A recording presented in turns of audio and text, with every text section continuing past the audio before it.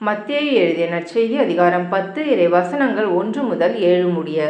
இயேசு தம் சீடர் 12 தம்மிடம் வரவழைத்தார்.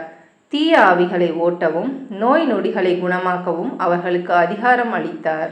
அத்திருத்தூதர் 12 பெயர் பின்வருமாறு: முதலாவது பேதுரு என்னும் சீமோன், அடுத்து அவருடைய சகோதரர் அந்திரேயா, செபதேயுவின் மகன் யாக்கோப்பு, அவருடைய சகோதரர் யோவான், பிலிப்பு, பர்த்தலமேயு, தோமா, வரி தண்டினவராகிய மத்தேயு, அல்பேயுவின் மகன் யாக்கோப்பு, ததேயு, தீவிரவாதியாய் இருந்த சீமோன், இயேசுவை காட்டிக் கொடுத்த யூதாசு இஸ்காரியோத்து.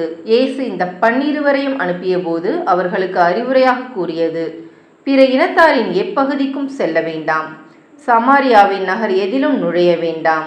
மாறாக வழி தவறி போன ஆடுகளான இஸ்ரேல் மக்களிடமே செல்லுங்கள். அப்படி செல்லும் போது விண்ணரசு நெருங்கி வந்துவிட்டது என பறைசாற்றுங்கள். இது கிறிஸ்துவின் நற்செய்தி. கிறிஸ்துவே உமக்கு புகழ்.